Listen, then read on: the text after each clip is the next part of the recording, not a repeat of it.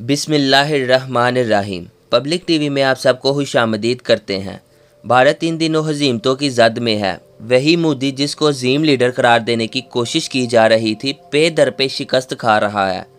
पाकिस्तान, चीन और नेपाल के हाथों पिटने के बाद अब उसे ईरान में भी सिपकी का सामना करना पड़ रहा है। ईरान और भारत के दरमियान मुआहदा तय पाया था। दोस्तों, मज़ीद डिस्कस करने से पहले इस वीडियो को लाइक करें, पब्लिक टीवी को सब्सक्राइब कर लें और बेल नोटिफिकेशन को ऑन कर दें। ईरान और भारत के दरमियान मुआहदा तय पाया था कि भारत ईरान की खलीज ओमान में एक छोटी सी बंदरगाह चाबहार को तमीर करने और उसे वस्त देने के लिए ईरान की मदद करेगा। चाबहार बहरे हिंद से नज़दीक तरीन बंदरगाह है। इस मंसूबे में ईरानी बलूचिस्तान के दारुल हुकूमत ज़ाहदान तक रेलवे लाइन बिछाने का काम भी शामिल था। भारत ने इस मंसूबे पर $500 मिलियन लगाने का वादा किया था। असल में ये मंसूबा पाकिस्तान की बंदरगाह ग्वादर को नाकाम बनाने की एक साजिश के तहत बनाया गया, जो चाबहार से सिर्फ 170 किलोमीटर के फासले पर मशरिक़ की तरफ वाक़या है। ईरान चाबहार को पहले ही फ्री ट्रेड जोन करार दे चुका है और ईरान इस बंदरगाह को बहराए हिंद से करीब तरीन होने की वजह से तो अहमियत दे ही रहा था, लेकिन जब पाकिस्तानी बंदरगाह ग्वादर पर काम शुरू हुआ तो उसने चाबहार को मज़ीद वस्त और अहमियत देने का मंसूबा बनाया ताकि इसकी पहुंच वस्त और जनूबी एशिया तक हो सके। और इसी सिलसिले की एक करीब 900 किलोमीटर रेलवे लाइन भी थी, जिसे पहले 628 किलोमीटर के फासले पर ज़ाहदान और फिर अफ़गानिस्तान के सूबे यामियान तक पहुंचाना था, जहां एक भारतीय कंपनी जिसे स्टील अथॉरिटी ऑफ इंडिया चला रहा है, कोयले की कानों पर काम कर रही है। और यहां लोहे के वसी ज़खायर का भी पता चला है, जिसका अंदाज़ा 18 बिलियन टन तक लगाया गया है। और लोहे के ज़रात की ज़्यादा मिकदार होने की वजह से इसकी कीमत का तखमीना $3 ट्रिलियन तक लगाया गया है।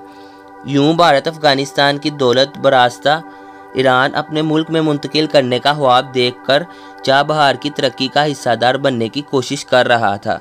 यानी एक तीर से दो शिकार के, एक तरफ सस्ता हाम लोहा खरीद कर उसे कीमती मसनूआत में डालकर दौलत कमाए और दूसरी तरफ पाकिस्तानी बंदरगाह ग्वादर के मुकाबले में एक और बंदरगाह खड़ी करके इसे नाकाम करना था। वरना ये बात तयशुदा है कि उसे ईरान, जो एक मुसलमान मुल्क है, इससे कोई हमदर्दी नहीं। अगर ऐसा होता तो वो अपने मुल्क के मुसलमानों को रोज़ रोज़ जलील ना करता और ना मज़ालिम का निशाना बनाता। बहरहाल अब हुआ ये है कि ईरान ने भारत को इस मंसूबे से आउट कर दिया है और इसके ट्रांसपोर्ट के वज़ीर मोहम्मद इस्माइल ने इस मंसूबे का इफ्तिताह कर दिया है, जिसे मार्च 2022 तक मुकम्मल किया जाएगा। भारतीय अखबार दी हिंदू के मुताबिक ईरान अपने कौमी तरक्याती फ़ंड से इस मंसूबे पर यानी चाबहार से ज़ाहदान तक रेलवे लाइन पर $400 मिलियन खर्च करेगा। और यूँ भारत एक बड़े मंसूबे से बाहर हो गया, जिस पर उसने हालतन पाकिस्तान के लिए बदनीयती से काम करना था। इस एहराज के चंद दिन बाद ही उस पाक ईरान तेल के पाइप लाइन के मंसूबे से भी ईरान की तरफ से खारिज कर दिया गया। यूँ एक ही महाज पर उसे 2 शिकस्तों का सामना करना पड़ा, जिस पर खुद भारत के अंदर भी बड़ी ले दे हुई। कांग्रेस ने इसे एक बड़ा नुकसान करार दिया। इस मुआहदे की मनसूखी की वजह चीन के साथ मुआहदों को भी करार दिया जा रहा है। पब्लिक टीवी आपको आगाह करता जाए कि न्यूयॉर्क टाइम्स की एक रिपोर्ट के मुताबिक चीन और ईरान के माबैन एक मुआहदा मतवक्का है और इस मौजूदा मुआहदे का हुजम तकरीबन $400 बिलियन होगा। चीन न सिर्फ इस बंदरगाह पर खर्च करेगा बल्कि ईरान में मुख्तलिफ शोबों में काम करेगा। इनमें तवानाई इंफ्रास्ट्रक्चर की तमीर, बैंकिंग, टेलीकम्युनिकेशन, बंदरगाहों, रेलवे और 1 दर्जन दूसरे मंसूबे शामिल हैं।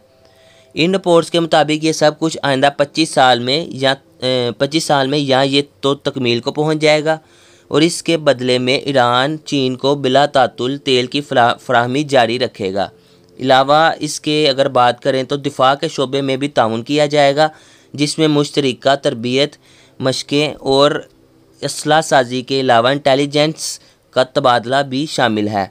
यूँ लद्दाख में चीन के हाथों फौजी मार खाने के बाद भारत को चीन से एक ज़बरदस्त मुआशी मार भी पड़ गई है और कभी उम्मीद है कि अगर भारत ने अपना मौजूदा रवैया जारी रखा तो इसकी असलियत दुनिया पर खुलती जाएगी और उसे कई और महाजों पर भी शर्मिंदगी और हजीमत उठाना पड़ेगी।